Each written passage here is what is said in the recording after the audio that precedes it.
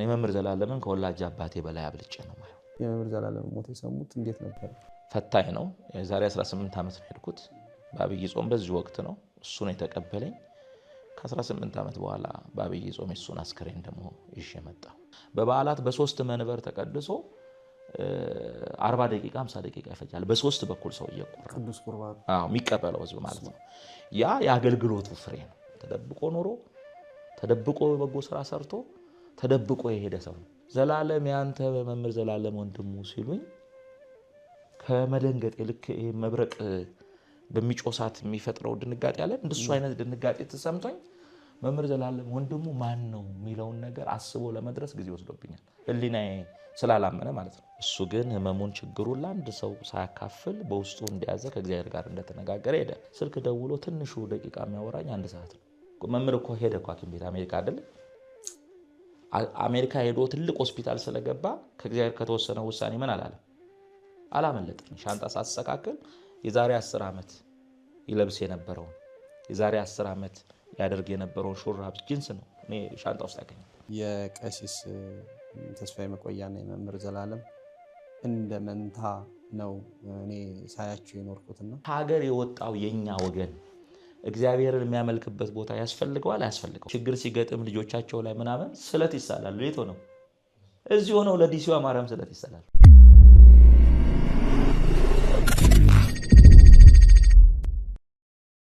በስመ አብ ወወልድ ወመንፈስ ቅዱስ አሃዱ አምላክ አሜን። ስብሐት ለእግዚአብሔር ለዘአብጽሐነ እስከዛቲ ሰዓት። ለዚህ ሰዓት ለዚህ ዕለት ለዚህ ደቂቃ ያደረሰን የአባቶቻችን አምላክ እግዚአብሔር ስሙ የተመሰገነ ይሁን። በመላው ዓለም ያላችሁ የእግዚአብሔር ቤተሰቦች፣ የእመቤታችን የቅድስት ድንግል ማርያም ቃል ኪዳን ልጆች፣ የቋንቋ አይነሽ ሚዲያ ቤተሰቦች በእያላችሁበት የኔም የእንግዳይም የመጋቢ ሃይማኖት ቀሲስ ተስፋዬ መቆያ ሰላምታችን በእያላችሁበት ይድረሳችሁ። በተደጋጋሚ መምህራችን በቋንቋ አይነሽ ሚዲያም በሌሎቹም በሚያገለግሉበትም ደግሞ በሰሜን አሜሪካ በጣም ፈርቀዳጅ በሆነው ለብዙዎች ተስፋ በሚሰጠው የጽርሐ ጽዮን መንፈስ ቅዱስ የምዕራፈ ቅዱሳን ቅድስት አርሴማ አንድነት ገዳም ዋና መስራችም አስተዳዳሪም ናቸው። እንዲሁም ደግሞ በየሳምንቱ በኢትዮጵያ ኦርቶዶክስ ተዋሕዶ ቤተክርስቲያን ሚዲያ ወይም ቴሌቪዥን በባሕረ ጥበባት ማለት ነው የተለያዩ ዝግጅቶችን የሚቀርብበት የዛም ስራ አስኪያጅ ናቸው። እንግዲህ ዛሬ ከእሳቸው ጋር ትንሽ ቆይታ እናደርጋለን።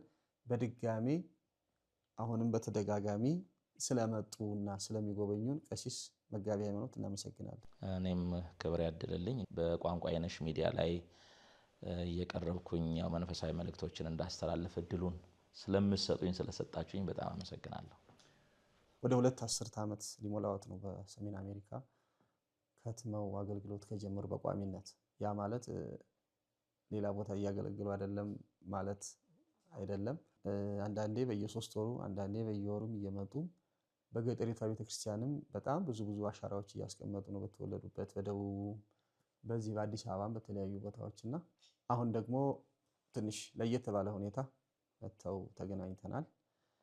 በተለይ በሁላችን ባስደነገጠን በመምህር ዘላለም ወንድሙ ሞት ክቡር አስከሬኑን ይዘው ከመጡት አንዱ ነውትና አሁን ያለነው ጾም ላይ ነው። እንግዲህ ባሳለፍነው ጊዜ የወንድማችን ሞት ሁላችንንም አስደንግጦን ነበርና እንደው ወደዛ ከመሄዳችን በፊት አሜሪካ መቼ ነው ለአገልግሎት ሄዱት?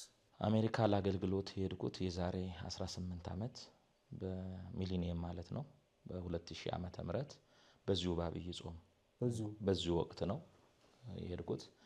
ወደ አሜሪካም ለመሄድ ምክንያቱ ራሱ ዛሬ እግዚአብሔር በክብር እንዲባለ ሰማያዊ ክብር የጠራው በወንድማችን በወልደ ሰማያት በመምህር ዘላለም ወንድሙ ምክንያት ነው የሄድኩት። እዛ ቤት በነበረው መርሃ ግብር ላይ ስለሱ ምስክርነት ሰጥ ተናግሬያለሁ። የዛሬ 18 ዓመት በአብይ ጾም ነው ወደ አሜሪካ የገባሁት። እዛ አሜሪካ ስገባ እሱ አሜሪካ ሆኖ ዳላስ ኤርፖርት ላይ ተቀብሎ ወደ ማርፈበት የማረፊያ ክፍል ያው እሱ ጋር ነበር ለጊዜው ያሳረፈኝ። ወደ ማረፊያ የወሰደኝ እሱ ነው። ትልቁ በሐዘኑ ላይ ትልቅ ሐዘን ደግሞ የደረበብኝ ከ18 ዓመት በኋላ በዛው በአብይ ጾም ደግሞ እሱ አርፎ የሱን አስከሬን ወደዚህ ይዞ መምጣት ከባድ ነው በጣም ለኔ እጅግ ፈታኝ ነው። የዛሬ 18 ዓመት ነው ሄድኩት በአብይ ጾም በዚህ ወቅት ነው እሱ ነው የተቀበለኝ። ከ18 ዓመት በኋላ በአብይ ጾም እሱን አስከሬን ደግሞ ይዤ መጣሁ። በጣም እኔ ሁላችንም አስደንግጦናል። ግን አንድ እንደው የእግዚአብሔርን ጥበብ አየሁ። መቼም ማንም በዚች ምድር ላይ የሚቀር የለም። ያጠራሩ ሁኔታ ይለያል። የወንድማችን የመምህራችን ወልደ ሰማዕት መምህር ዘላለም አጠራር ትንሽ የተለየ ነው። ለሁላችንም እንደ ጨው ሐውልት ድርቅ ያደረገን ነገር ነው።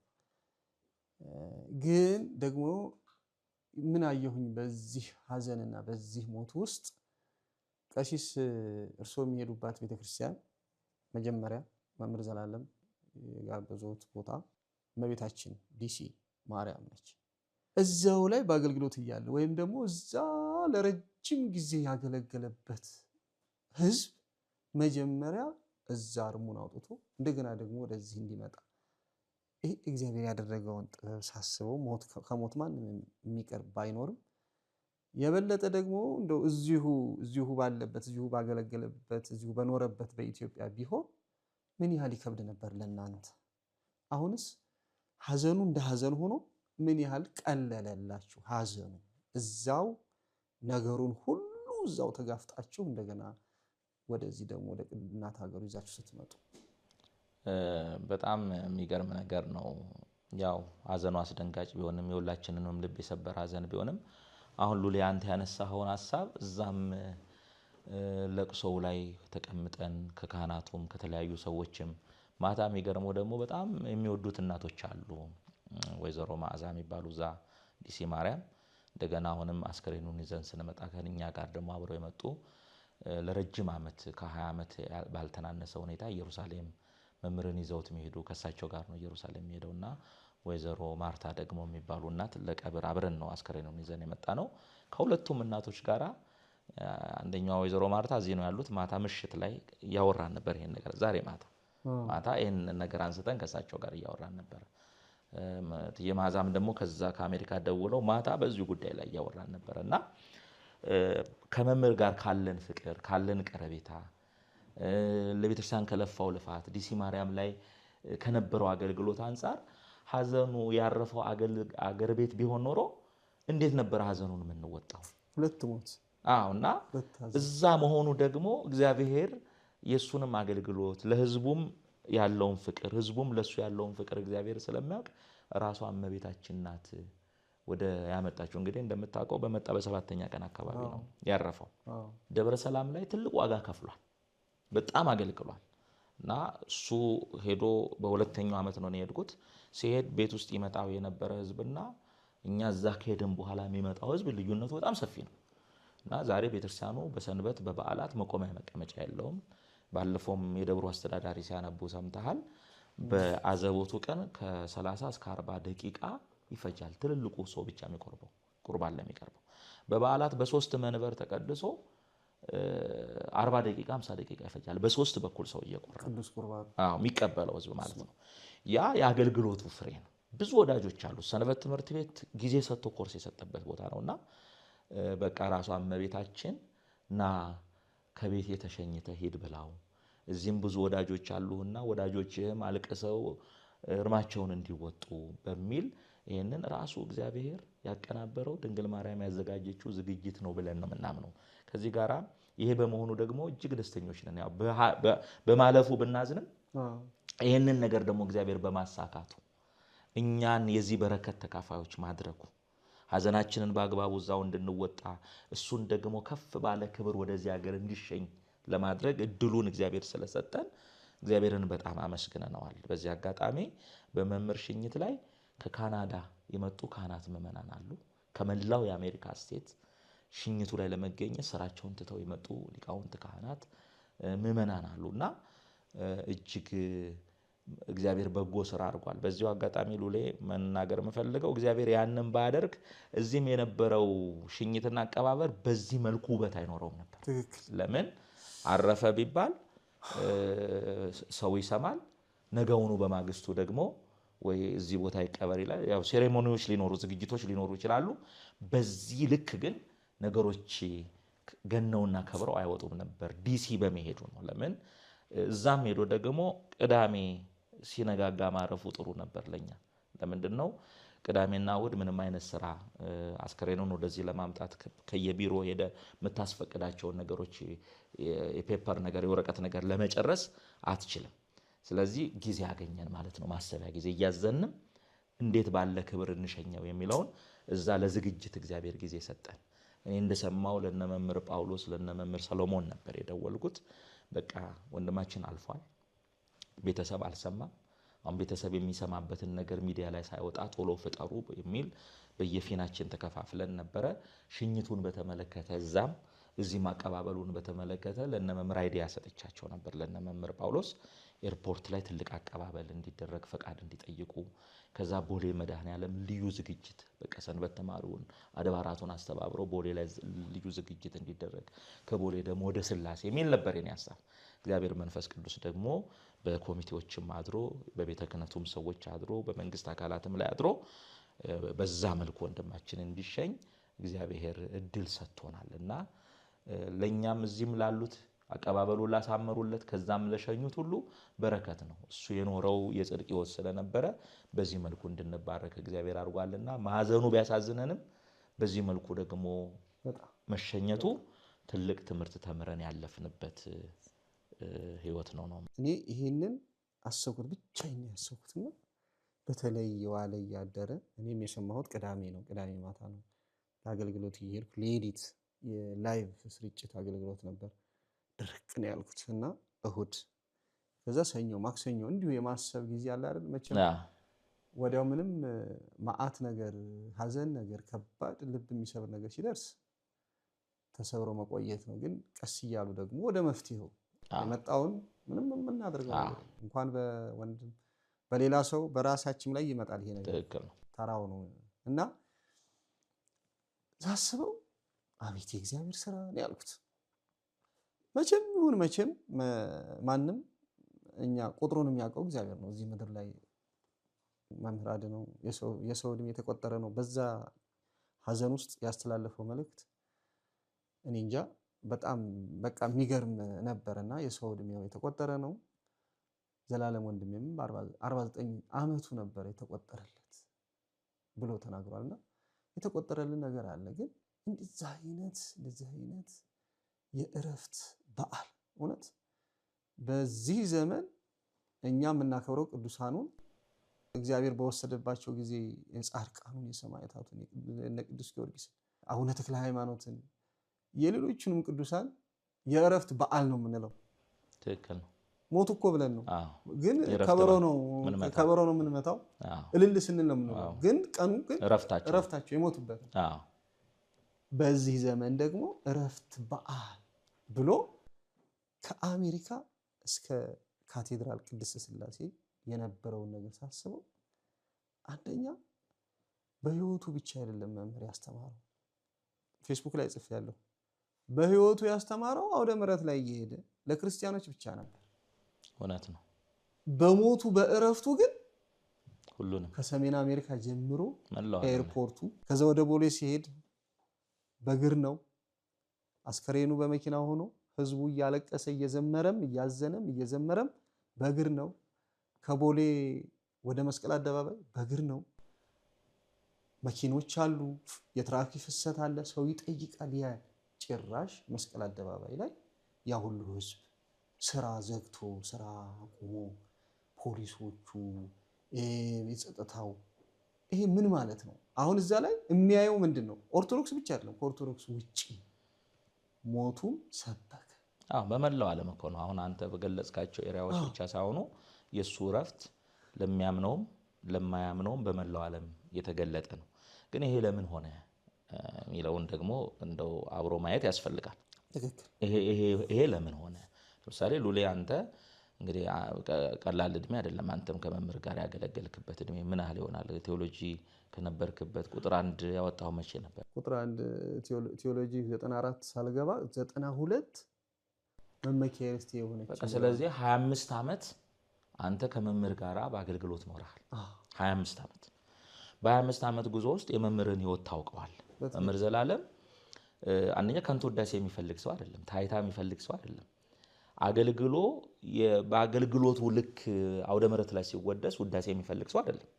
በዘመኑ ያለን አገልጋዮች እኮ ትንሽ ነገር ሰርተን በትንሿ ነገር ብዙ ምስጋና የምንፈልግ ሰዎች ነን። ራሳችንን እኮ ሚዲያ ላይ አውጥተን ይሄን ሰርቼ እናድርጌ እንፈጥሬ ብለን ጽድቃችንን ራሳችንን የምናወራ በ1998 አካባቢ መጋቢ ሃይማኖት ብለው ያው በዚህ በደቡብ ታውቀው ነው የነበረኝን አገልግሎት በቦረና አይተው አቡነ ሳይሮስ ያንን ስም ሰጠውኛል። ስሙ ስጠራበት ነው የኖርኩት።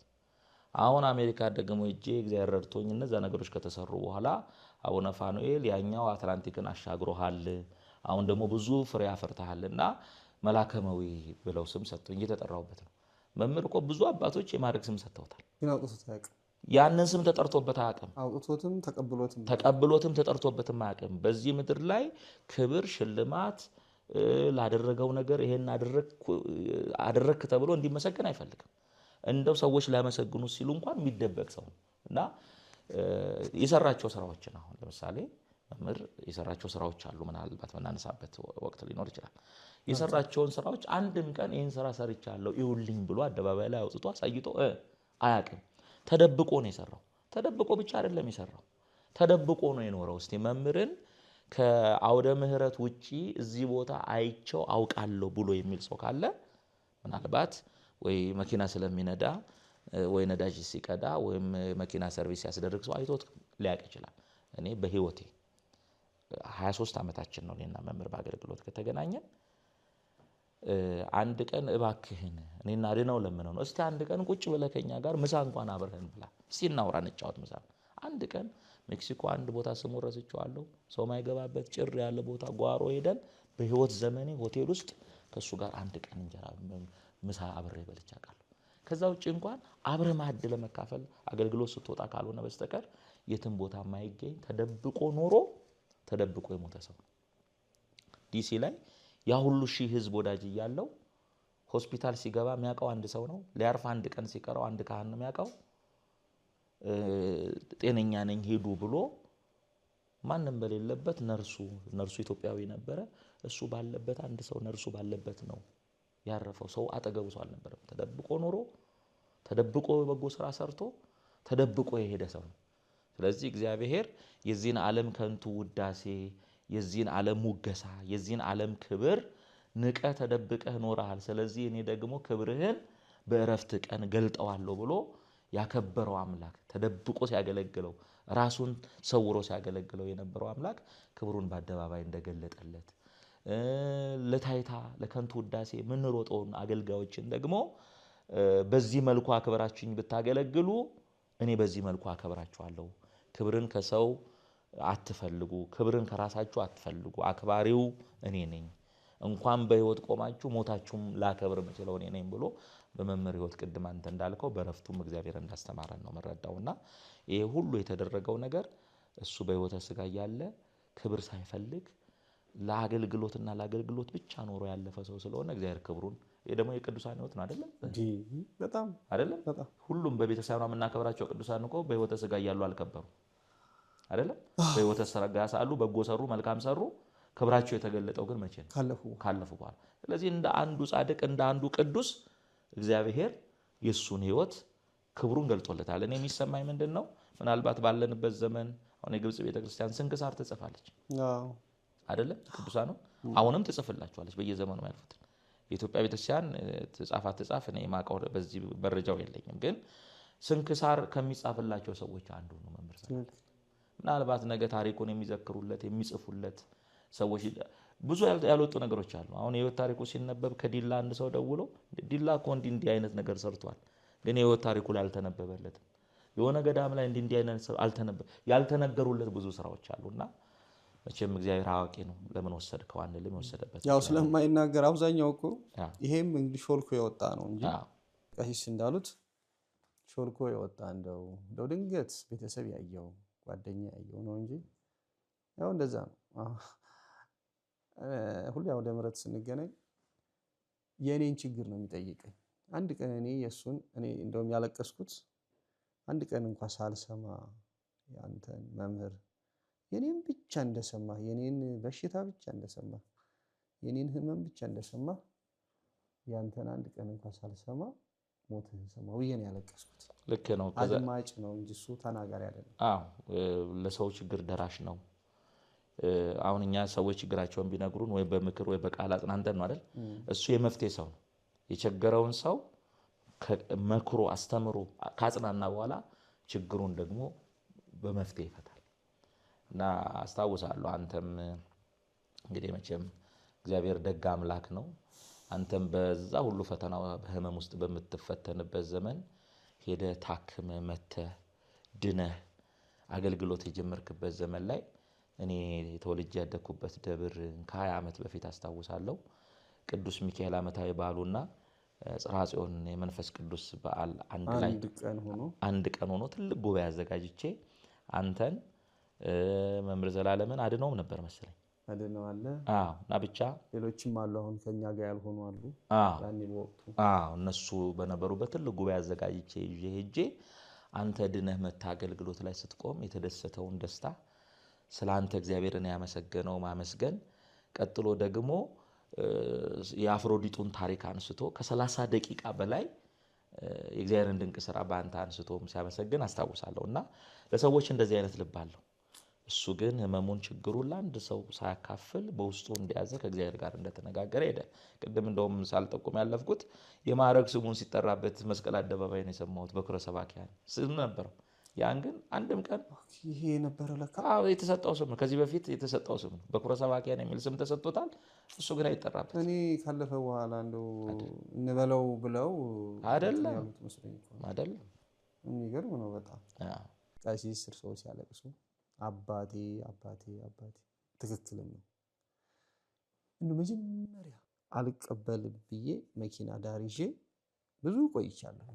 ማለት ወደ ውስጤ ገብቶ ነገሮችን እስከመረምር ድረስ እና እስከቀበለው ድረስ ምንም አልተቀበልኩም። ከዛም በኋላ የት ሆነው ነው ቀሲስ የመምህር ዘላለም ሞት የሰሙት? እንዴት ነበር? ህልፈቱን የሰማሁት ቅድስት አርሴማ አብይ ጾም አይደል? ሌሊት 11 ሰዓት ነው እሱ ያረፈው። እኔ 11 ሰዓት አብይ ጾም ጠዋትም ማታም ያው ማይቋረጥ ገዳሙ ላይ አመት ከአመት ማይቋረጥ አገልግሎት ስላለ ሰባተ ፍቁር እያደረስን ነበር እና ስልክ ይደወላል። የካህናትም እጥረት ስለነበረ ስልኩን ማንሳት አልፈለኩም። አገልግሎት ላይ ነው። አንድ ቄስ ናቸው የሚደውሉት። ጨርሼ ስወጣ ብዬ ታውኩት። ከዛ ሰባተ ፍቁሩም ምኑም ታምራቱም አልቀው ህዝቡን እያስተማርኩ እያለ ካህኑ አብረውኝ የነበሩት ካህን ወዲህ ይላሉ እና እንደምንም ተወለውን ዘንድ ስልክ ይፈልጎታል ተብዬ ተጠራው። ገዳም ውስጥ ነው የሰማሁት። ሰዓት ጊዜ ወስዶብኛል። መምህር ዘላለም ወንድሙ አርፏል የሚለውን ነገር አይምሮ መጀመሪያ ዘላለም ማን እያልኩ ማቃቸው ዘላለሞች ነበሩ አገልጋዮች። እዛ ዲሲም አንድ አባት ነበሩ ካህን። እሳቸው ምን ሆነው ሌላ ዘላለም ነበር። ዘላለም ያንተ መምህር ዘላለም ወንድሙ ሲሉኝ ከመደንገጥ ልክ ይሄ መብረቅ በሚጮሳት የሚፈጥረው ድንጋጤ አለ። እንደሱ አይነት ድንጋጤ ተሰምቶኝ መምህር ዘላለም ወንድሙ ማን ነው የሚለውን ነገር አስቦ ለመድረስ ጊዜ ወስዶብኛል። ህሊናዬ ስላላመነ ማለት ነው። ክስተቱን በወቅቱ የነበረው ሲነገረኝ የነበረው ነገር አሁን በቃላት ለመግለጥ አልችለውም እንዴት እንደነበረ።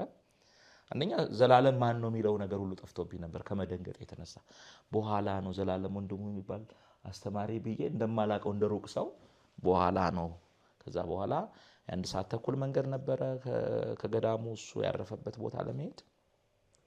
እንዴት መኪናውንም ነድቼ እንደደረስኩ ሌሎች ሰዎች ቆይ አቁምና እኛ እየነዳንና ድርስ ነበር ያሉት። በቃ እያልኩ እየነዳው በሰላም ቦታው ላይ ደረስኩ። ቅጽበቱን ለኔም ለሁሉም ሰው አስደንጋጭ ነው። ለኔ ደግሞ አባቴ ምለው በጣም እንደው የሚያዳምጠውም ሰው እንዳይታዘበኝ እኔ መምህር ዘላለምን ከወላጅ አባቴ በላይ አብልጬ ነው ማየው። ከወላጅ አባቴ በላይ በስጋ አብረውኝ ከተወለዱት ወንድሞቼ በላይ ነው ማየውና ለምን መንፈሳዊ ወንድሜ ነው። እንደገና ደግሞ ወደዚህ መጥቼ አገልግሎት እንግዲህ አንተ እንደምታውቀው ክፍለ ሀገር ነው የኖርኩት፣ ክብረ መንግስት ላይ የኖርኩት። ወደ አዲስ አበባ ከመጣው በኋላ በአገልግሎት ሂደት አሁን ላለሁበት ደረጃ ፈርቀዳጅ መንገድ አሳየ እሱ ነው። ስለዚህ በሌላ ያኛው አባት በስጋ ነው የወለደኝ፣ ይሄኛው አባት ደግሞ በወንጌል የወለደኝ አባቴ ነው። እንደ ታናሽ ወንድም አድርጎ ደቡብ አፍሪካ ሲጋበዝ ሄዶ አገልግሎ ሌላ ጊዜ አልችልም ማምንበት ሰው አለ ብሎ አምኖ የሚልክ ወንድም ነው። አሜሪካ ማምነው አውደ ምሕረቱን እንደኔ አድርጎ የሚሸፍን ብሎ የላከኝ እሱ ነው። እዚህም የነበሩትን አገልግሎቶቼ የአገልግሎት በሮችን እግዚአብሔር የከፈተው በመምህር ዘላለም ወንድሙ በኩል ነው። እንደገና ደግሞ እንደምታውቀው አገልግሎት ብዙ ፈተናዎች አሉበት። በተለይ አሜሪካ ሆኜ አገልግሎቴን እግዚአብሔር ስለወደደው በህዝቡ የተወደደ ስለነበር ጾሩ ደግሞ የዛኑ ያህል ከባድ ስለነበር ያን ፈተና በእግዚአብሔር ቸርነት በድንግል ምልጃና በመምህር ዘላለም ወንድሙ ምክር ነው ያለፍኩት። ታገስ፣ እንደዚህ አድርግ፣ እንደዚህ በል። ስልክ ደውሎ ትንሹ ደቂቃ የሚያወራኝ 1 ሰዓት ነው። 1 ሰዓት ትንሹ ደቂቃ ነውና እሱ በምክር ባያግዘኝ ያንን የአገልግሎት መንገድ ባይከፍት ምን ባይል አሁን እኔ ላለሁበት የአገልግሎት ደረጃ ለመድረስ ነገሮች ቀላል አይሆኑም። ስለዚህ አባቴም ነው። የሱን ሞት ደግሞ ሰማለሁ ብዬ ያልጠበቁበት ገና ብዙ አብረን ልንሰራ እኮ ያቀድናቸው ብዙ እቅዶች አሉ። አብረን ልንሰራ እኮ እኔ የገዳሙ ነገር አስሮኝ እንጂ እዛው ለመቀመጥ ሳይሆን ልክ እንደሱ እየወጣው እየገባው እየተፈራረቀን ብዙ ነገሮች ለመስራት እኮ እቅዶች ነበሩና ያን ስታስበው አስደንጋጭ ነው። መጋቢ ሃይማኖት በአገልግሎት በነበረው በፊት በኢትዮጵያ ባሉት በሊቀ ጳጳሱ አቡነ ሳዊሮስ ስም በአገልግሎት ባለው መምህር ዘላለም ለዛች ቤተክርስቲያን አስቦ ለእመቤታችን ወይም ደግሞ በባዕድ በዛ በስደት ሀገር ላሉት ባህር የሆነችው ዓለም በሰሜን አሜሪካ ላለችው ቤተክርስቲያን በተለየ አካል ደግሞ ለደብረ ሰላም ለእመቤታችን ለዲሲ ማርያም አምኖ እኔ ማስቀምጠው ያስተምራል፣ ይባርካል፣ ህዝቡን ይመራል፣ ሁሉንም ነገር ያደርጋል ብሎ ከዛሬ 18 ዓመት በፊት ቀሲስ ተስፋዬን ወሰደ። እዛች ቦታ ላይ ያደረገ ይሄው ዛሬ ከዛች ቤተክርስቲያን አልፎ መጋቢ ሃይማኖት ቀሲስ ተስፋዬ ሌላም ገዳም መሰረቱ። ጽርሐ ጽዮን መንፈስ ቅዱስና ምዕራፈ ቅዱሳን ቅድስት አርሴማ በተለየ ሁኔታ ገዳም የሚባለው ነገር በውጩ የመሰረቱ በተለይ ደግሞ በአሜሪካ ገዳም የሚለው ከዛ በኋላ ብዙ ገዳማት እየተወለዱ ነው። ጸበል በጸበል በሱባኤ በጣም የሚገርሙ ነገሮችና ይሄ እንግዲህ ምን ያህል አገልግሎት እንደሰፋ የነ ቅዱስ ጳውሎስ በሌሎች ደቀ መዛሙርት እንደሰፋ የምናየው ነውና እንዴት ነው አሁን ያሉበት ሁኔታ? የቅድስት አርሴማ አገልግሎቱ ወደ ዘላለምም እየተመለስ ያለውን ነገር ይሄም አገልግሎት በተዘዋዋሪ የመምህር ዘላለም አገልግሎት ነው። አሁን እኔ ደብረ ሰላም ላይ 14 ዓመት አንድ አጥቢያ ላይ የስብከተ ወንጌል ኃላፊ ሆኜ አገልግያለሁ። እሱ ወስዶ ያስቀመጠኝ ቦታ ማለት ነው።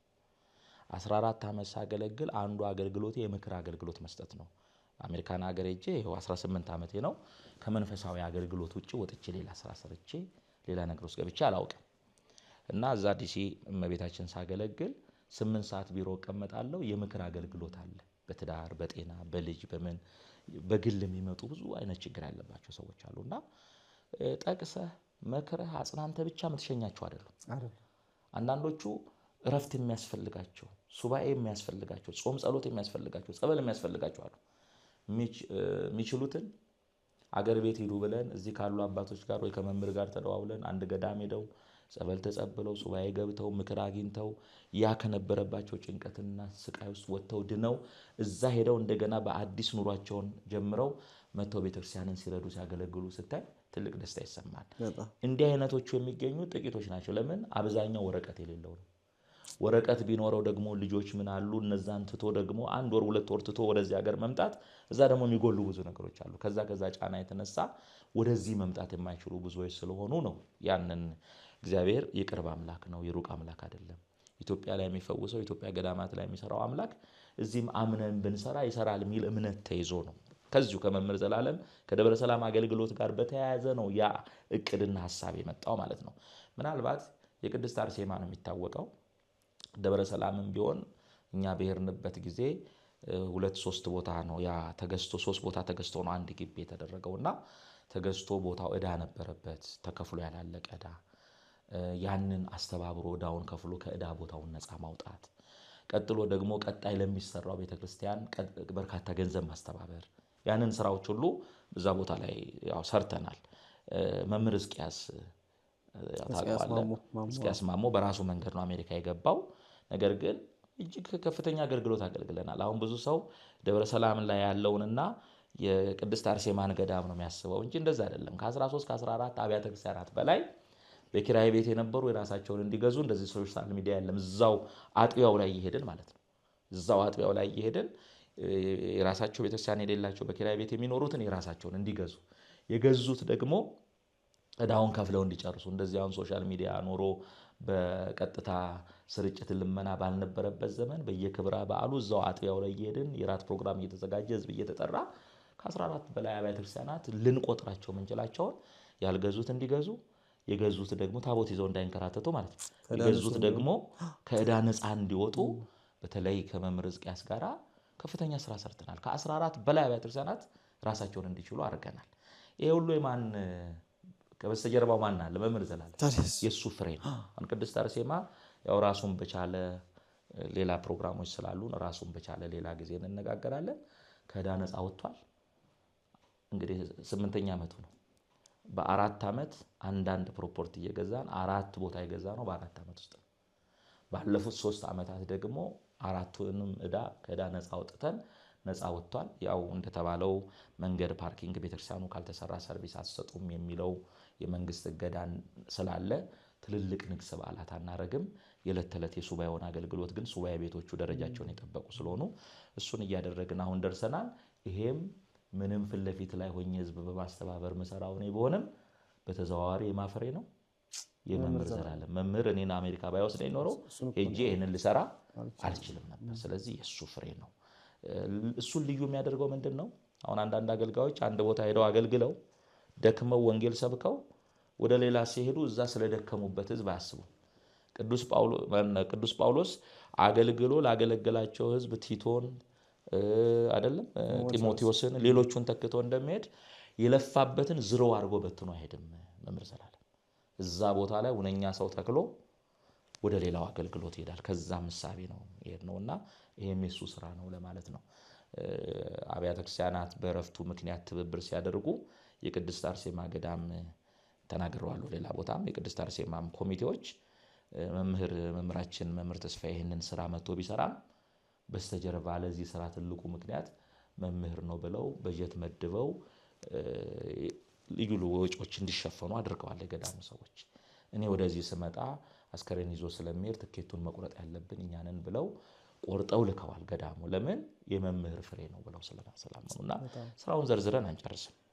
ይሄኛ መናቀው ነው። እኛ ማናቀው ደግሞ በሌሎች አገልጋዮች በኩል ደግሞ የተሰሩ አውሮፓ፣ አረብ ሀገር፣ አፍሪካ፣ እዚህ ኢትዮጵያ ውስጥ ደግሞ በርካታ ስራዎች አሉት እና የገዳሙን ጉዳይ ሌላ ጊዜ በሰፊው አንስተን ብንነጋገር ጥሩ ነው። ጀነራላይዝ አድርገን እንደው ጠቅለል አድርገን አሁን በውጭው ዓለም ቤተክርስቲያን እያበራች ነው፣ ገዳምም እየመሰረተች ለትውልዱ እዚህ እስኪመጡ ድረስ እዚህ የማይመጡ ደግሞ በጣም ብዙ ነገሮች ስላሉ ወረቀት የሌለው አለ። በጣም ብዙ ነገር የተለያዩ የፖለቲካም የምንም ችግር ያለበት ግን ቤተክርስቲያን እዛው ድረስ ሄዳ እዚህ ያለው ነገር በሙሉ ምንም ሳይጓደል እዛ አለ ለትውልዱ ደርሳለች እና ሩቅ ሳንሄድ በዚህ 10 ዓመት ምን ያህል ለውጥ አለ ጠቅላላ በአውሮፓም ይሁን በአሜሪካም ይሁን በአውስትራሊያም ቤተክርስቲያን ለልጆቿ ምን ያህል ለውጥ አላት አሁን የደረሰችበት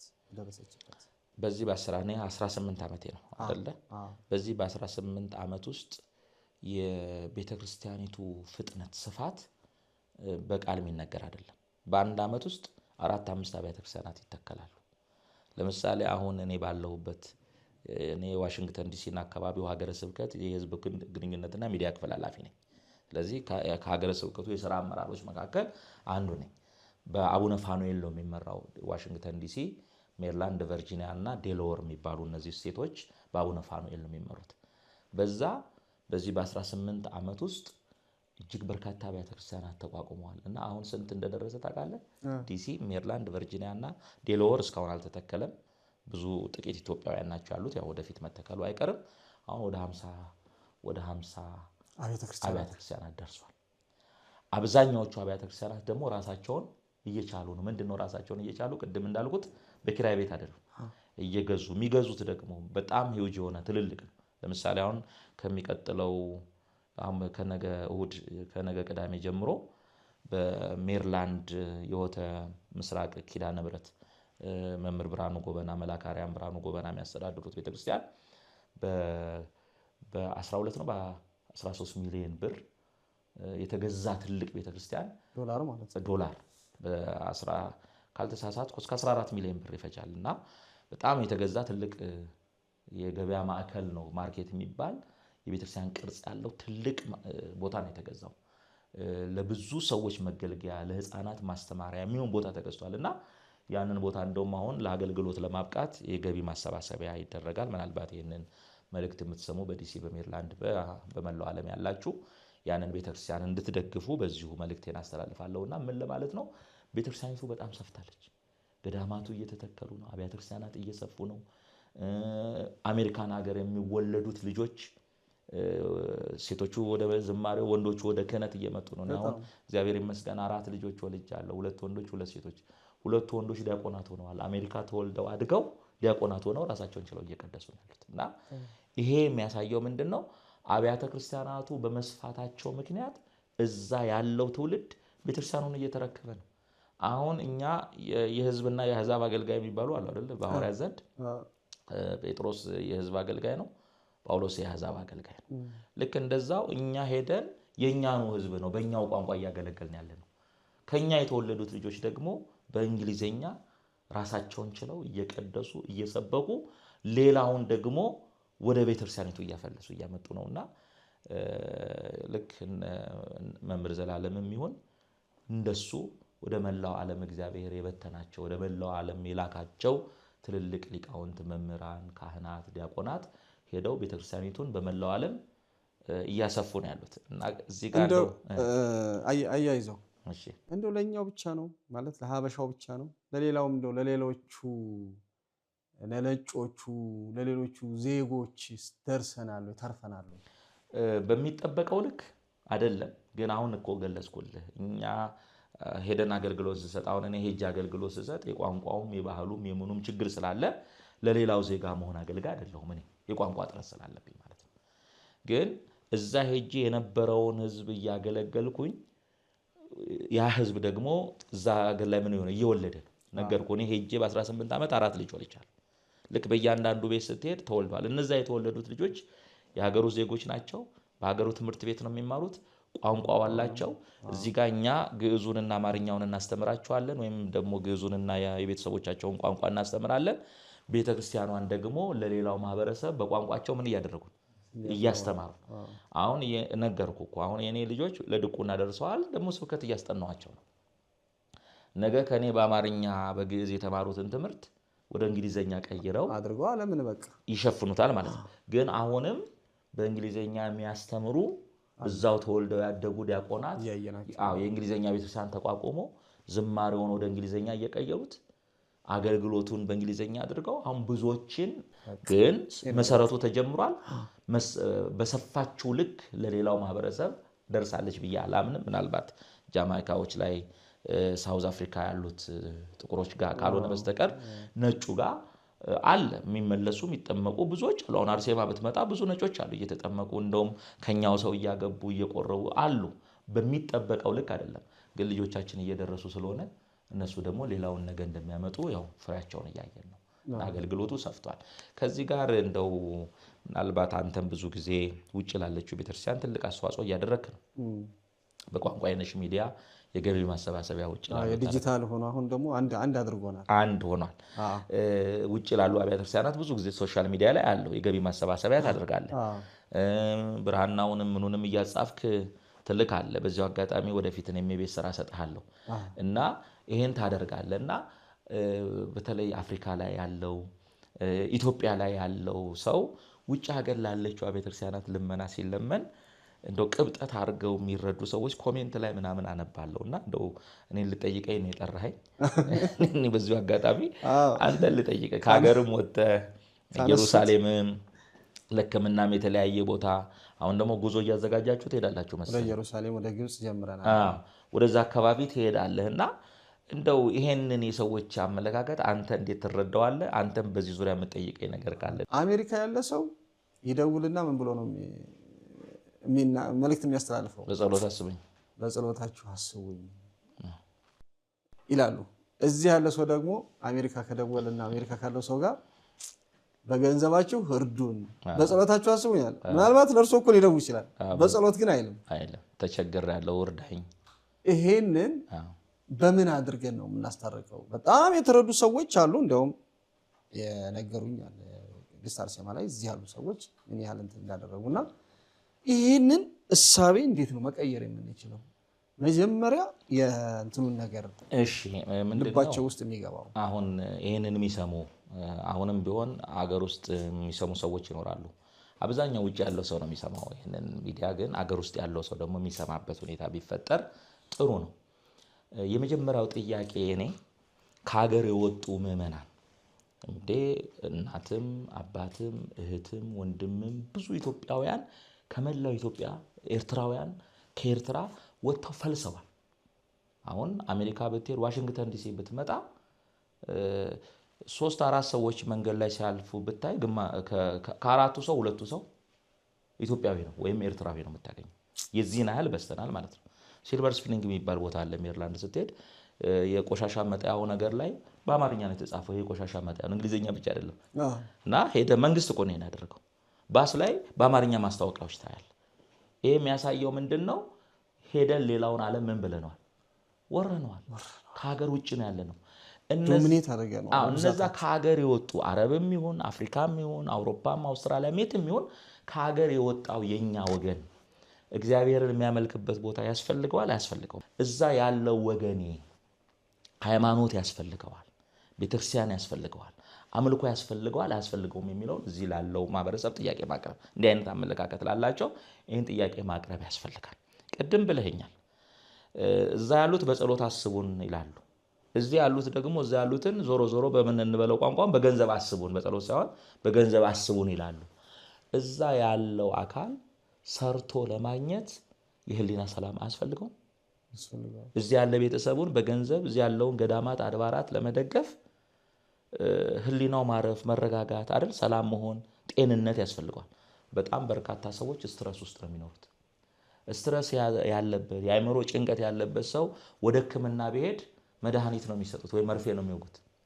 መድኃኒቱ ደግሞ ለጊዜው ጭንቀቱን ያስታግሳል እንጂ ያንን ሰው ዘላለማዊ ወይም ጊዜያዊ የሆነ መፍትሄ አይሰጠውም። እንደውም ወደ ድብርት ውስጥ እንዲገባ እንዲፈዝ እንዲደነዝዝ በሚወጋው መድኃኒት ወደ ቀደመ ሲስተሙ ተመልሶ ጤነኛ ሆኖ እንዲሰራ ሳይሆን ፈዞ እንዲቀመጥ ነው መድኃኒቱ የሚያደርገው። ወደ ቤተክርስቲያን ሲመጡ ግን ሱባኤ ሲገቡ ጸበል ሲጸበሉ አባቶች ምክር ሲሰጧቸው ወንጌል ሲማሩ ያ ጭንቀታቸው በእግዚአብሔር ኃይል ምን ይሆናል ይወገድና ወደ ጤንነታቸው ተመልሰው ስራቸውን ይሰራሉ። እና እዚህ ሀገር በወገኑ መረዳት የሚፈልገው ሰው ከሀገር ውጪ ያለው ሰው መንፈሳዊም ማህበራዊ ቀውስ አለበት። መንፈሳዊና ማህበራዊ ቀውሱ ደግሞ የሚወገደው በህክምና ብቻ አይደለም። በሐኪም ቤት ሄዶ መፍትሄ ከሚያገኘው መምህር እኮ ሄደ እኮ ሐኪም ቤት አሜሪካ አይደለም። አሜሪካ ሄዶ ትልቅ ሆስፒታል ስለገባ ከእግዚአብሔር ከተወሰነ ውሳኔ ምን አላመለጠ። ስለዚህ አሜሪካ ያለው ሆስፒታል ሁሉም ያድን አይደለም። ሆስፒታል ሄደው ተስፋ ቆርጠው ልትሞቺና ልቀርቶሻል ካንሰር ይዟል እንደዚህ የተባሉት አብያተ ክርስቲያናት ሄደው ንስሐ ገብተው ስጋው ደሙ ተቀብለው ጸበል ተጸብለው ከበሽታቸው ይፈወሳሉ ይድናሉ። እና ያ እዚህ ለኛ ቤተክርስቲያን ገዳማት አድባራት እንደሚያስፈልጉን ሁሉ እዛ ላለው ደግሞ እዚህ ካለው የበለጠ ያስፈልጋል። እዚህ ቢያንስ የቀደሙት አባቶቻችን ያነጿቸው የገነቧቸው የሰሯቸው አብያተ ክርስቲያናት አሉ። እነዛ ጋር ሄዶ መፈወስ መጽናናት ይቻላል። እዛ ደግሞ ምንም ነገር የለም። አሁን ነው ገና እየተቋቋመ ያለው። ስለዚህ አሁን እኔ ባለሁበት ከተማ ውስጥ ቅድም በነገርኩ በ50ዎቹ ቤተክርስቲያን ውስጥ ቢያንስ በትንሹ 30ው ቤተክርስቲያን ግንባታ ይፈልጋል። ከ50ው 30ው ቤተክርስቲያን በቃ የተሟላ ነገር አሟልቶ በአገሩ ህግ አገልግሎት ለመስጠት ገንዘብ ይፈልጋል። እዛ ደግሞ ቤተክርስቲያን ውስጥ መጥቶ ገንዘብ የሚሰጠው አካል ዩቲሊቲውን መብራቱን የካህናቱን ደሞዝ ያለውን ነገር ሸፍኖ ያንን ደግሞ ግንባታ ለመገንባትና እንትኑን ለማድረግ በጀቱ አይበቃም። ስለማይበቃ ወዴት ይሄዳል? ወደ ልመና ይወጣል።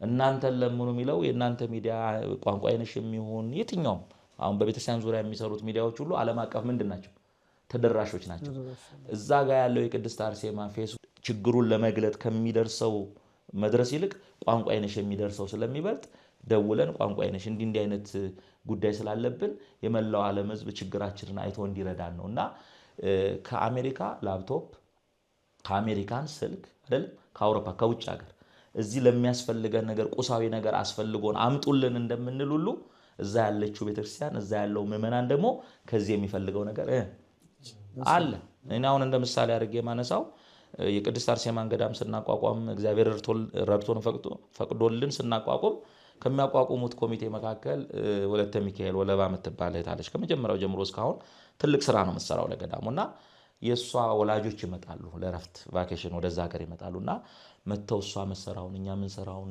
ምን ለፋበትን አዩ ለከ ቤተክርስቲያኑ በሚቋቋምበት ጊዜ ከዚህ ጽናጽል መቋሚያ 24 ካባ ጥንግድርብ እነዚህ ነገሮች አሰርተው ላኩልን ማለት ነው የት ነው የሚኖሩት እዚህ ነው የሚኖሩት አልባሳት እንደሌለን ስላወቁ ከዚህ ሰርተው ላኩ ያ ገዳም አሁን ከአውሮፓ ከአውስትራሊያ ከካናዳ ከመላው አሜሪካ መቶ ሱባኤ የሚገባበት ነው በተዘዋዋሪ ውጭ ሀገር ያለውን አገልግሎት እዚህ ሆኖ ምን አደረጉ ረዱ ማለት ነው ልክ እንደዛ ከዚህ ከኢትዮጵያ ሆነው እኔ አቃለው ልጆቻቸው ይጠሯቸውና አሜሪካ ይመጣሉ ዲሲ ደብረ ሰላም በተመጣ ዲሲ ማርያም ይቆሞ ማህሌት ሰዓታቱ ቅዳሴው አገልግሎቱ እዚህ ከተማ ውስጥ አታገኝም በቃ ገዳም ደብረ ሊባኖስ ያለህ ነው የሚመስለውና ብዙ እናቶች እዛ መተው ልጆቻቸው ጋር ይቆዩና እዚህ ሀገር ቤት ይመለሳሉ ችግር ሲገጥም ልጆቻቸው ላይ ምናምን ስለት ይሳላሉ የት ሆነው እዚህ ሆነው ለዲሲዋ ማርያም ስለት ይሳላሉ እግዚአብሔር ምስክሬ ነው የምነግርህ ነገር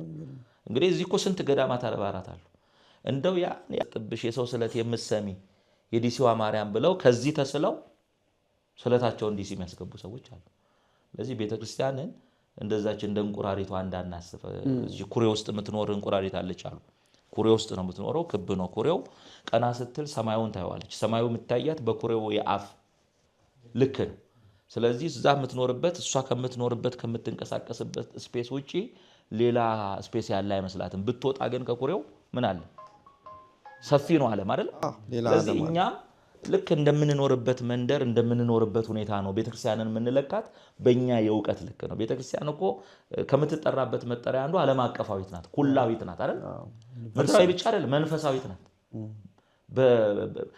በምድር ያለች የሰማይ መግቢያ ደጅ ናት ስለዚህ እዚህ ያለው አጥቢያ ቤተክርስቲያን ለመገንባት የምዕመናን አስተዋጽኦ እንደሚያስፈልገው ሁሉ ከሀገር ውጭም ያለችው ቤተክርስቲያን አስተዋጽኦ ያስፈልጋታልና የሰው ግንዛቤ መለየት ያለበት ምንድነው ትንሽ አንዳንድ ሰዎች ግንዛቤ ላይ እንዲደርሱ መፈልገው አሜሪካ ያለ ህዝብ ሁሉ ሀብታም አይደለም እንደውም ኢትዮጵያ ከሚኖረው አውሮፓ ሌላው ዓለም የሚኖረው ህዝብ የሚያሳዝን ነው አይደለም ኢትዮጵያ የሚኖረው ሰው ለራሱ ነው የሚኖረው ቢለፋም ቢደክምም እዚሁ ለቤተሰቡ እዚሁ ላለው ለራሱ ነው ከሀገር ውጪ ያለው ሰው ለራሱ ይኖራል እዛ መሰረታዊ ነገሮች የቤት ኪራይ ያለበት ዩቲሊቲ ያለበት መኪና የሚነዳው ለቅንጦት አይደለም ከመኖሪያ ቤቱ ስራው ቦታ በጣም ሩቅ ስለሆነ ግዴታ መኪና ያስፈልጋል ከሀገር ውጪ ያለ ሰው መኪና ጫማ እነዛን የራሱን ፍላጎቶች አሟልቶ እዛ ደግሞ ያለችው ቤተክርስቲያን ይሄው መተመተገለገልበት ነው ምትቆርብበት ነው ልጆች የምታቆርብ እንደዚህ ነው እርዳ ብላ እዛ ላለች ቤተክርስቲያን እዛ ሁሉ አልፎ እዚህ ቤተሰቡን ምን ያደርጋል ጎረቤቱን ይረዳል ገዳማት አድባራት ይረዳል እና በብዙ ጭንቀት ውስጥ ያለ ስለሆነ ከሀገር ውጪ ያለ ሰው አዎ ተመችቷቸው ደልቷቸው ለከሌም ሳይሉ ለብቻቸው የሚኖሩ አሉ ከኋላ በዲቪ በምን ይሄደው አበዛኛው ሰው ግን ከራሱ አልፎ ለሌላው የሚኖር ስለሆነ ውጭ ያለችው ቤተክርስቲያንም እርዳታ ስለሚያስፈልጋት ከቻላችሁ መርዳት ነው ይሄን መልእክት መተለም ከቻላችሁ በሚደረገው በሚጠየቀው ነገር ከማጉረምረም እንደ ቅብጠት ከመቁጠር እርዳታው ማድረግ ካልተቻለ ደግሞ ለሚሰሩትና እግዚአብሔር ለፈቀደላቸው ሰዎች እድሉን መስጠት እንጂ እንደ ቅብጠት አርጎ መተቸቱ ተገቢ ነው ብዬ አላምንም ማን ይናገር የነበረ ነውና አይደለም ስለዚህ ምናየው ነገር እዚህም ያለችው ቤተክርስቲያን እርዳታ እንደሚያስፈልጋት ሁሉ እዛም ያለችው ቤተክርስቲያን እርዳታ ያስፈልጋታል እዛ ያለው ማህበረሰብ የሚያርፍበት ቦታ ሲገኝ የመንፈስ እርጋታ ሲያገኝ ከበሽታው ሲፈወስ ነው እዚህ ያለውን ሀገሩንም ወገኑንም ሊረዳ የሚችለው በጣም ነው ትክክል ነው ዋናው ነገር ደግሞ የምንዘረጋው ምናልባት ከዚህ ሁነን ወደ አሜሪካ ላለችው ቤተክርስቲያን ሲዘረጋ ለአሜሪካ መንግስት ወይም ለአሜሪካ ላለው ምናምን የሚመስለውም አለ። የምንዘረጋው ለቤተክርስቲያን ነው። ቤተክርስቲያን ደግሞ በየትኛውም ቦታ የእግዚአብሔር ቤት ናት። የትኛውም ቦታ የምንዘረጋው የምንሰጠው አሜሪካ፣ አውሮፓ፣ ኢትዮጵያ መሆኑ ሳይሆን ሸጎሌ ወይ ቦሌ መሆኑ ሳይሆን እግዚአብሔር ላዘዘኝ የኔን ቤት እሰራበታለሁ ብዬ ላመንኩበት ለላይኛው ለሰማያዊ ቤቴ ነው። ይሄን ነው የመጀመሪያ ሐሳቤ ማድረግ ያለብንና እኔ ኢየሩሳሌም ስንሄድ ከዚህ የሚልኩ ሰዎች እኮ አሉ። ስጥልኝ ቆይ ሉሌ ለኢየሩሳሌም ስጥልኝ ተገቢ እኮ ነው። ክርስቶስ የተወለደበት የተጠመቀበት የሞተበት ሞትን ድል አድርጎ የተነሳበት ያረገበት ብዙ ገቢረ ተአምራት የተደረገበት ቦታ የቦታውን በረከት ለማግኘት ኢየሩሳሌም ብትልክ ዋጋ ነው የምታገኘው። እኔ እንደውም የረሳሁትን አስታወስከኝ። ኢየሩሳሌም የኛ ገዳማትና አድባራትን አይታለል። እነዛን እነማን ናቸው የተከሏቸው የሰሯቸው? ከዚህ ሄዱ ድሮ የነበሩ ነገስታት፣ መኳንንት፣ መሳፍንት አይደል? ለስማቸው መጠሪያም ቢሆን ሲሄዱ የሚጸልዩበት የሚያርፉበትን ቦታ ወርቅና ብራቸውን ከዚህ ልከው ዛሬ ኢየሩሳሌም ገዳማትና አድባራት አሉን የምንለው የኢየሩሳሌም መንግስት የገዛልን ቦታ አይደለም። ኢየሩሳሌም ያሉ ሀብታሞች ገዝተው የሰጡን ቦታ አይደለም። እዚህ የነበሩ አይደለም ነገስታቶቹ ከኃይለ ሥላሴ ምኑ ከሳቸው ከአፄ ምኒልክ ዘመን ጀምሮ የነበሩ ሰዎች የገዟቸው ያቋቋሟቸው ቦታዎች አሉ። እነዛን ነው ዛሬ የኛ የኢትዮጵያ ኦርቶዶክስ ተዋሕዶ ቤተክርስቲያን ገዳማትና አድባራት ነው የምንለው። ከዛ በኋላ ደግሞ ሲያረጁ የሚያሳድሱት እነማን ናቸው? ከዚህ በጉዞ ሄደው ኢየሩሳሌም ለመሳለም ሄደው በረከት ለማግኘት ሄዱት አቅማቸው የፈቀደውን ወርቃቸውንም ብራቸውንም ይሰጣሉ። በመላው ዓለም ያሉት ኢየሩሳሌም ያለችዋን ቤተክርስቲያን ይደግፋሉና የቀደሙት አባቶቻችን ገጠር በከተማ በየትኛውም የዓለም ጫፍ ብትኖር በወርቅም ብትሰራ በጭቃም በሳር ክፍክፍም ብትሰራ አሐቲ መሆኗን አንድ መሆኗን አንዲት መሆኗን ስላመኑ ይሄን ነገር ሲያደርጉ ኖረዋልና እኛ በዛ ክፍለ ዘመን የነበሩ አባቶች ባህር አቋርጠው ሄደው ኢየሩሳሌም ላይ ቦታ ገዝተው ቤተክርስቲያን ተክለው ከሰሩ ዛሬ ደግሞ እንዲህ ባለ የዲጂታል ዘመን የትኛውም ቦታ ሆነን የምንሰራውን ስራ ለመስራት መተባበሩ ተገቢ ነው። ለምሳሌ አሁንኛ በሜሪላንድ ያንም ያህል 100 ሄክታር መሬት በእግር ተጉዘ ማትጨርሰውን ቦታ እግዚአብሔር ረድቶን በ4 ዓመት ውስጥ 4 ቦታ ገዝተን በ8 ዓመት እዳውን ከፍለን ጨርሰን አሁን ደግሞ ለግንባታ እየተዘጋጀን ያለነው። እኛ እኮ ነገ እናልፋለን። ይሄው መምህር ዛሬ የተገናኘነው እኔና አንተ የመምህርን ልፈት ምክንያት አድርገን ነው አይደል? ወልደ ሰማያትን ምክንያት ነገኛ እናልፋለን። የማን ሀብት ነው? የትውልድ ነው። አሜሪካ ሀገር ላይ እኔ አሁን 4 ልጅ ወለድኩ አልኩ። ልጆቼ ነገ ያገባሉ፣ የልጅ ልጅ ያፈራሉ።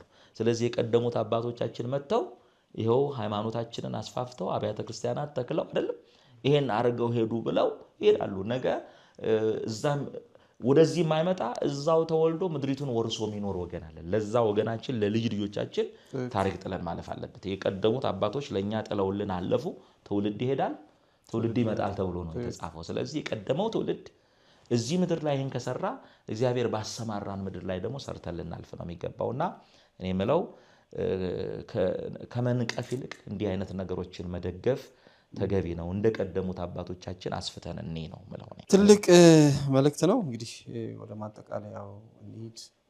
የተነሳንበት እንደ አባትና እንደ ልጅነታቸው እንደ ወንድማማችነታቸው እንደ አንድ ደግሞ የቤተ ክርስቲያን አገልጋይ ወንድማማችነት የቀሲስ ተስፋዬ መቆያና የመምህር ዘላለም እንደ መንታ ነው እኔ ሳያቸው የኖርኩትና እዚህ መተው አስከሬኑን ይዘው መተው እዚህ ባለው ነገር ሁሉ ሲቆዩ እንደው ይችን ሳይናገሩ መሄድ የለበትም ብዬ ነውና አስቸግሬ ካለችው እንቅስቃሴ ትንሽ ገታ አድርጌ እዚህ በቋንቋ አይነሽ ሚዲያ ያቀረብኩት መምህር ገና በስሙ በየአብያተ ክርስቲያናቱ ጉባኤ ተዘጋጅቷል። አሁን በስሙ ማለት ነው።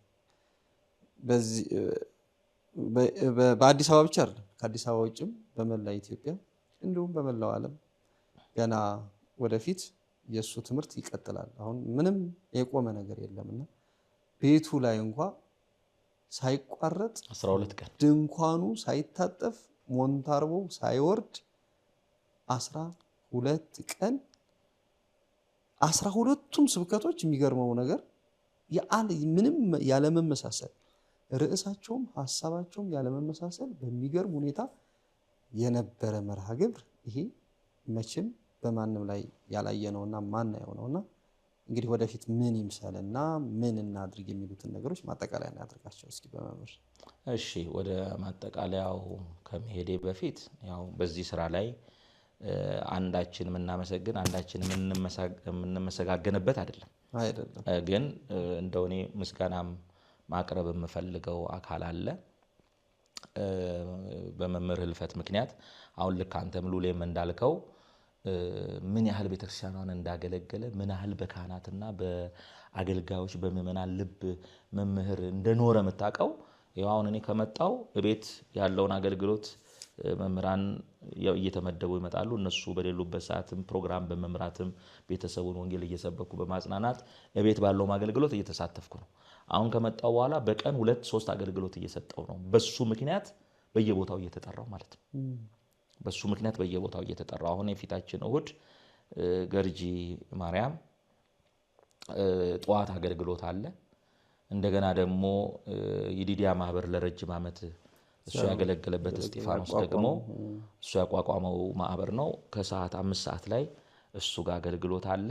የዲዲያ ማህበር ላይ ማታ ጉባኤ አለ። ትላንት ቢቸግረኝ ከየቦታው ጥሪው ሲበዛ ለገዳሙ አስተዳደር ማለት ለሰበካ ጉባኤው ደብዳቤ ጽፌያለሁ። ቅርብ ጊዜ መጥቼ እዚህ አንዳንድ ነገሮች አድርጌ ቆይቼ ነው የሄድኩት። አሁን በሐዘኑ ነው ተመልሼ የመጣሁት። አሁን አብይ ጾም ነው፣ እዛ ደግሞ አገልግሎቱ ሰፊ ነውና አሁን ባለሁበት ሁኔታ ገዳሙን እግዚአብሔር እድሜ ከሰጠኝ ነገም ተነጎዳም የሚቀጥለው ዓመት በሰፊው ምን ልል እችላለሁ ላገለግል እችላለሁ። ይሄ ህዝብ ደግሞ እዚህ ምን ማለት አለበት መጽናናት አለበትና በየስሙ የተዘጋጁ ጉባኤዎች ላይ በየቦታው እየጋበዙኝ ስለሆነ የመምጫ ጊዜን ያራዘምኩ መሆኔን እንድታውቁልኝ ብዬ ደብዳቤ ጽፌያለሁ። ቢቸገረኝ ለምን እነዚህን ጉባኤዎች ተካፍዬ ህዝቡን አጽናንቼ እሱን እንደማሳዘን ነው አሁን አይቆጠርኩት እንደዛ እንዴ ማለት እሱን እንደማሳዘን በቃ እሱ እኔ ያዘጀው መምህር እንደዚህ አይነት ነገር አለ ብየው ችሎ እምቢ ብሎ የሚያውቀው ነገር የለም። አሁን ዛሬ እየተገኘን በሱ ምክንያት እንደዚህ ደም እንባ የሚያለቅሰውን ህዝብ ወንጌል ሰብከው ሄደ ወደ አምላኩ ነው ብለ ማጽናናቱ ራሱ በእርግጠኝነት ነፍሱ ትደሰታለች። በህይወተ ስጋ ኖሮ እንደ ወንድም አጠገቦኝ ባላስታመመው ምንም ነገር ባላደርግ በሱ ስም የተዘጋጁትን ጉባኤዎች ተገኝቶ አስተምሮ ህዝብ አጽናንቶ መሄድና እንደገና ደግሞ በቀጣይ ምን መሰራት አለባቸው የሚለውን ለመስራት የሚደረጉ ስብሰባዎች አሉና እነዛም ላይ ተሳትፌ በአሜሪካን በውጭ ሀገር ደግሞ ያለውን ነገ እግዚአብሔር ፈቅዶ ከወንድሞቹ ወንድሙ መጥቶ ያንን ስራ ተረክቦ በውጭም ሀገር ያለውን ህዝብ እያስተባበረ ስራውን እስኪያስቀጥል ድረስ ካለን ኃላፊነት ጎን ለጎን ከሀገር ውጭ የሚሱን ነገር መስራት ስለሚጠበቅ ያለ ማድረግ ትንሽ ቆይቼ ለመሄድ እያሰብኩ ነው። በዚሁ አጋጣሚ የአገልግሎት ግብዣዎች ስላሉ ነው። ሌላው ያው በሌላ ሚዲያ ላይ ተናግሬዋለሁኝ። የሱን ሽኝት አስመልክቶ የደብረ ሰላም ቅድስት ማርያም ቤተክርስቲያንና የደብረ ሰላም የፍቅር ህብረት ሰንበት ትምህርት ቤት እጅግ ትልቅ ዋጋ ከፍለዋል።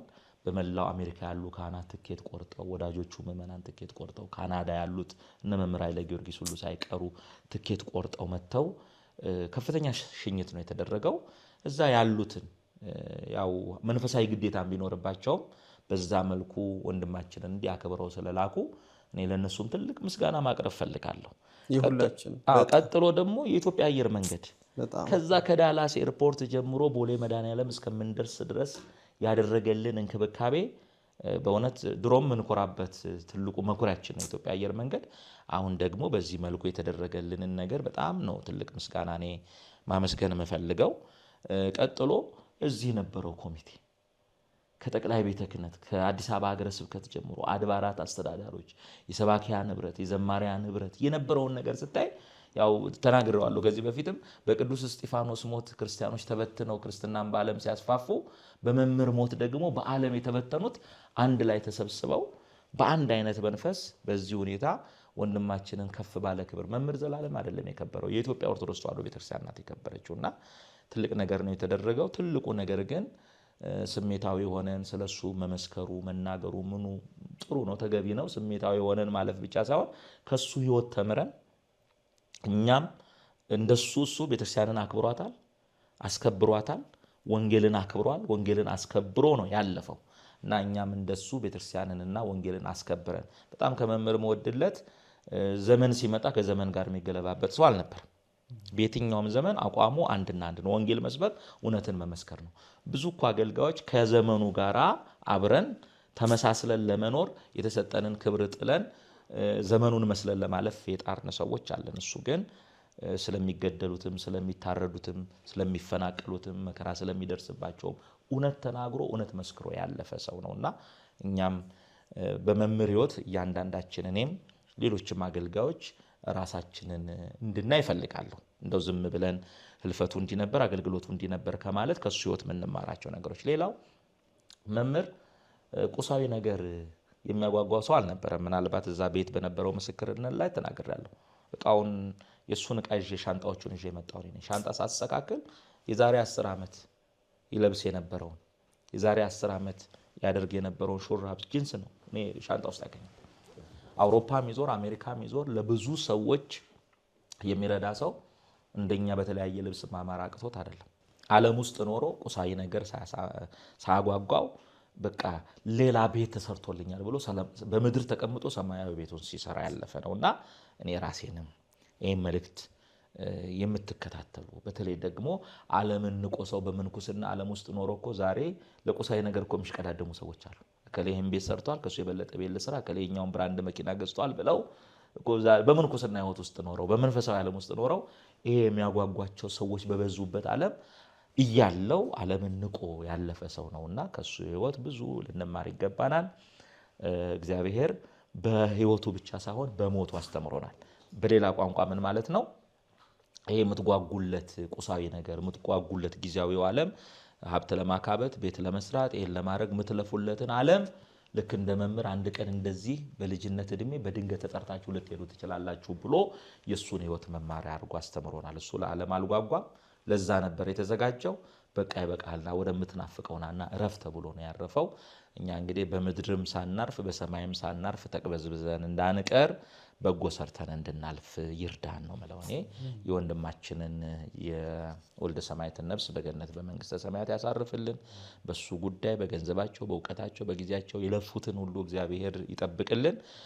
አደራ መለው በዚሁ አጋጣሚ እሱ የጀመራቸው ነገሮች እንዳይቋረጡ ወደፊት በዚህ መልኩ ነው የሱ ስራዎች የሚቀጥሉት የሚለው አዋጅ ለመላው ዓለም ይታወጃል። በሱም የሚቋቋሙ ነገሮች ይኖራሉ። የዛን ጊዜ ሁላችሁም የሱ ወዳጆች መሆናችሁ የሚረጋገጠው የሱን ራእይ ስታስፈጽሙ ነው። ቋንቋይነሽ ሚዲያንም አመሰግናለሁ። ሉሌ በዚሁ ትልቅ የምስራች ነግሬ ሄዳለሁ። ያው የቅድስት አርሴማን ገዳም አስመልክቶ የዛሬ 3 ዓመት አካባቢ ገዳሙ የደረሰበት ችግር በዓል ማክበር እንደማንችል እንደተከለከልን ወደ 46 ሚዲያዎችን ይዘን 3 ብፁዓን ሊቃነ ጳጳሳት ይዘን መግለጫ ሰጥተን ነበር እና ያው ከዛ ጊዜ ጀምሮ በአዋጅ የተደረገ የንግስ በዓል የለም። በድብብቆሽ ጥቂት ሰዎች በተገኙበት እንዳይታጎል እያደረግን በድብብቆሽ ሱባኤውና ጸበሉ እንዲቀጥል አድርገን ነው ያለነው። ግን ወደ ልመና ችግሩን ተናገራችሁ። ለምንድን ነው ወደ ልመና ማትገቡት? ሼቱን ማታናግሩት? ቋንቋይነሽን ማታናግሩት? ሚሉ ቀና ምዕመናን አሉ። ቦታው ላይ ካለው አገልግሎትና ከህዝብ መዳን መጽናናት ተነስተን ወደ ልመና ያልገባ ነው። እስካሁን ድረስ የግንባታውን ፈቃድ መንግስት አልሰጠንም። እስካሁን ድረስ ማለት ነው አልሰጠንም ነበር። ኢትዮጵያውያን ኢንጂነሮች ነበሩ። በኢትዮጵያውያን ኢንጂነሮች ስራው ተሰርቶ አልቆ 5 ዓመት ፕሮሰስ ተደርጎ ዲዛይኑ 13 ጊዜ በላይ ገብቶ ሪቪው እየተደረገ አስተካክሉ እየተባለ በ5ኛው ዓመት ሁሉም ዲፓርትመንት በቦታው ላይ ስራውን እንድንሰራ ፈቃድ ሰጥቶናል። ይሄ ለሚሰሙትም ለቋንቋይነሽ ሚዲያም ትልቅ የምስራች ነው። ልመናውን ያለመነው መስራት አትችሉም ብለው ቢከለክሉን ለምነን ገንዘብ ከሰበሰብን በኋላ ሳንሰራ ብንቀር ይሄው ገንዘብ ሰብስበው ሳይሰሩ ቀሩ የሚል ነቀፌታ እንዳይመጣ ለዛ ነው ገንዘቡን መስራታችንን ስናረጋግጥ እንለምናለን ብለን ሳንለምን የቀረ ነው። አሁን ፈቃዱን አግኝተናል። የእግዚአብሔር ፈቃድ ከሆነ በዚህ ጉዳይ ሌላ የምንሰራቸው ስራዎች ስላሉ ቀጣይ ሂደታችን መቼ ምንድነው የሚለውን አሁን ከኮሚቴዎችም ጋር እየተነጋገርን ነው። ስንጨርስ ወደ ሚዲያ ይዘን እንመጣለን። ያ ብቻ አይደለም። ቅድም እንዳልኩት እዳው ተከፍሎ አልቆ ንብረትነቱ በተለያዩ አንዱ የመጀመሪያው ሲገዛ በኔ ስም ሌላኛው በሌላ ሰው ስም ያው ክሬዲታቸውን ባስያዙ ሰዎች ስም ነበር። ያንኑ ወደ ገዳሙ ስም አዙረን እንደገና ደግሞ እስካሁን ያልተደረገ ባሉት አብያተ ክርስቲያናት ያልተደረገ ንጉሱ ኃይለ ሥላሴ ብቻ ናቸው ያደረጉት። ኒውዮርክ ያለ ቤተክርስቲያን አለ ገዝተው በቤተክርስቲያኗ ተዋስም ገዝተው ለቤተክርስቲያኒቱ ሰጥተው የኢትዮጵያ ቤተክርስቲያን በቀጥታ የምታዝበት ንብረቴ ነው ብላ የምታዘው በዛ ቦታ ነበር። አሁን ደግሞ ሁለተኛ ቦታ አድርገነው እስከ ቅዱስ ሲኖዶስ ድረስ ያው መግለጫ እንሰጥበታለን። ሰነዱን እስከ መንበረ ፓትርያርክ እንዲገባ አድርገን ቤተክርስቲያን ምንድነው እኔ አሁን ምናልባት ሰዎች አሁን መምህር ስላለፈ በዚህ ምክንያት የተደረገ ሊመስላቸው ይችላልና ቪዲዮ አለ ቀደም አድርጌ አቡነ ፋኑኤልንም የሀገረ ስብከቱን አመራሮች ባሉበት ርክክብ ባደረግንበት ቀን ገልጫለሁ። ይሄንን ከስክራች ጀምሮ እግዚአብሔር ፈቅዶልን ለፍተን ህዝብ አስተባብረን ኑሯችንን በድለን ሰርተን እዚህ ደረጃ ደርሷል። ይሄንን መስመር ሳናስይዘው ብናልፍ ትውልድ ይረግመናልና ንብረትነቱ የገብረ ማርያምም የወልደ ማርያምም የሆነ ኮሚኒቲም የግለሰብም ሳይሆን የኢትዮጵያ ኦርቶዶክስ ተዋሕዶ ቤተክርስቲያን ንብረት እንዲሆን ሰነዱን ለሀገረ ስብከቱ አስረክበናል። ይሄንን አሁን ገና ቅዱስ ሲኖዶስም ማያቅም አንድ 4 ወር ሆኖታል። ከ4 ወር ቀደም ብሎ አስረክበናል። እዚህ ጋዜጣዊ መግለጫ የሚሰጥበታል። ይሄን እዚህ ደረጃ ላይ ደርሰናል። በጣም ትልቅ ምሳሌነት ነው። ይሄ ደስ የሚል ነው። ዋናው እንግዲህ ባለፈው ችግር ብቻ ነበር ያሰማናችሁ። ያንን የመሰለ ገዳም በጣም ተስፋ ቆርጠው ታመው በሕክምና ሄደው የሕክምና መርዶ ሰምተው ከዚህ በኋላ እኔ መኖር አልችልም ብለው እግዚአብሔር ግን መኖር ትችላለህ፣ መኖር ትችያለሽ በቅዱሳኑ ድንቅ የሆነ አምላክ በቅድስት አርሴማ በጻድቃኑ በተሰራላቸው እዛው ሀገር ላይ እዛው ደጃቸው ላይ ባለው ገዳም እግዚአብሔር እንደገና ተስፋ እየቀጠለላቸው ያሉ የዳኑ በጣም ብዙዎች ነበሩ። ይህንን ጭላንጭል እኛም እዚህ ሆነን እያየን እዛ ላሉት ወገኖቻችን ቤተሰቦቻችን ወደፊትም ለሚሄዱትም እግዚአብሔር ነው የሚያውቀው። ሰው ሩቅ አድርጎ ያስባል። ያ ምን ይሰራልኛል ይላል። ግን ሳያስበው ወይ ልጁ ወይ ራሱ ወይ ቤተሰቡ ይሄዳል ቤተክርስቲያን ብሎ ደግሞ እዛ ደስ ይለዋልና እንዲህ አይነት ተስፋ ባዩበት ሰዓት እንደገና መልሶ ደግሞ የሀገሩ መንግስት ባለው ሕግ አትችሉም የሚለው ነገር ሲመጣ ትንሽ ተስፋው ያኮሰምን ነበር፣ ተስፋውን ያሳሳው ነበር። ተረባርቦ ሰው ለመስራት እዚህም ተለመነ እዛም ተለመነ ቤተክርስቲያኗን ከፍ ለማድረግ ገዳሙን ከፍ ለማድረግ ጥረት እንዳይደረግ ያማነቆ ነበር።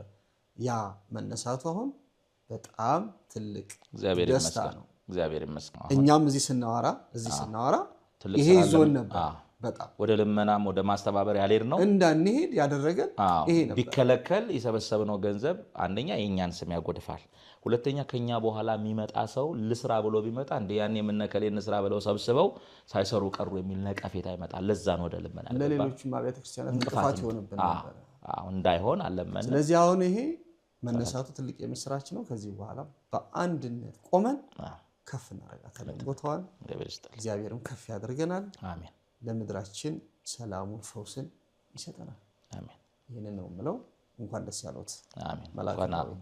የኔ ሰሙትም እናንተም እንኳን አብሮ ደስ አለን። የሁላችንም ደስታ ነው። እስካሁን ከ10,000 በላይ ምዕመናን ያው በዳታ በኦንላይን መያዝ ከጀመርን አሁን ወደ 13,000 አካባቢ ሱባኤተኛ ገብቷል ከመላው ዓለም እዛ አሁን እስካሁን ድረስ ማለት። ይሄንንም በኦንላይን ካደረግነው በኋላ በወረቀት ያደረግነውን ሳንደምረው አሁን ለመምጣት ዝም ብለ ወደ ገዳሙ መተ ሱባኤ አትገባም። ቤት ሆነ ኦንላይን ፎርም ሞልተ በዚህ ከዚህ ቀን እስከዚህ ቀን ብለ ጠይቀ ያመተ በቃ ቦታ አለና የሚል ሜሴጅ ይላካል። በዛ ሜሴጅ ነው ሰው መጥቶ የሚገባው። የትኛውም ደግሞ ገዳሙን ልዩ የሚያደርገው የትኛውም መንፈሳዊ አገልግሎት ምንም አይነት ክፍያ ማይከፈልበት ቦታ ነው። ሰው ክርስትና ቢያስነሳ ጋብቻ ቢፈጥር እዛ 7 ቀን 14 ቀን የራሱ ሩም ሻወር ያለው ተሰጥቶት ነው።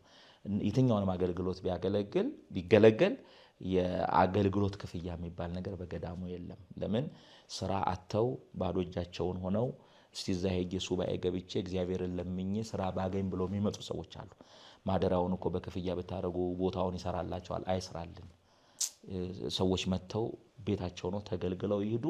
ገዳሙ ደግሞ ይሄ ችግር አለበት አቅም ያላችሁና የምትችሉ እርዱ እንላለን። ረድተው ይላሉ። ለምሳሌ አሁን በተክሊል ጋብቻ ሊፈጽሙ ይመጣሉ።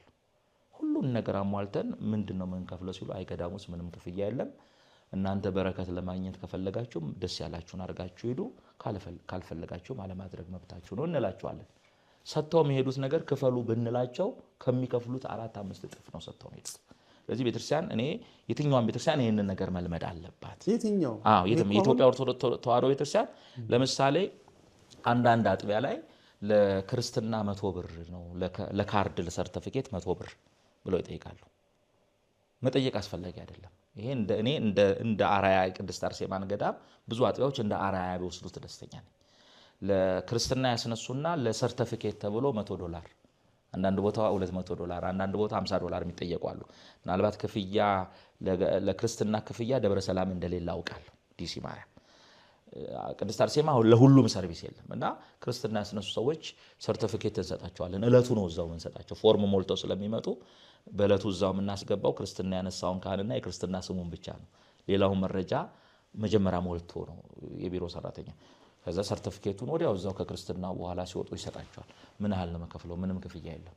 በጣም ትንሹ ሰጥተው የሚሄዱት $500 ትንሹ ማለት ነው። ደስ ብሏቸው በቃ የነፃ ሰርቪስ እንደዚህ ከሆነ የቤተክርስቲያን ይገባዋል ብለው አድርገው ነው የሚሄዱትና በዚህ ትልቅ አርአያ የምትሆን ቦታ ናት። እግዚአብሔር ፈቅዶልናል። አሁን ወደ ግንባታው ነው የምንሄደው። እሱን አስመልክቶ እንመጣለን። በጸሎት አስቡን። በመላው ዓለም ያላችሁ እግዚአብሔር እንዲያሳካልን በጸሎት አስቡልን። ይሄ የብዙ ምዕመናን ማረፊያ ቦታ ነው። አርአያነት ነው፣ ምሳሌነት ነው። በጣም ተምሬያለሁ እኔ ራሴ። በጣም ለሌሎችም ሁላችንም እንዲህ ቢሆንልን የምንለው ነው። እዛም ላለችው እዚህም ላለችው ቤተክርስቲያን መጀመሪያ ለሰዎች ነፍስ ስትጨነቅ ያ የዳነ ሰው ያው ነው እንዳሉት ነው ከተባለው በላይ ከታሰበው በላይ ቅድም አልኩ ስራአተው ተምሬ ይኸው ከኢትዮጵያ ዲቪ ደርሶ መጥቼ አመት 2 አመት ስራአተች ለለምናት ይነግሩናል እያለቀሱ። እኛ በጸሎት አባቶች ያስባሉን ብለው ሄደው የተሻለ ስራ አግኝተው ከዛ በኋላ ከደጁ አይጠፉ። የሚረዱት እነሱ ናቸው። ይደውሉና አስራቴን በዚህ አስገብቻለሁ እዛ መጥቼ ነው ስራ ያገኘሁት ይላሉ።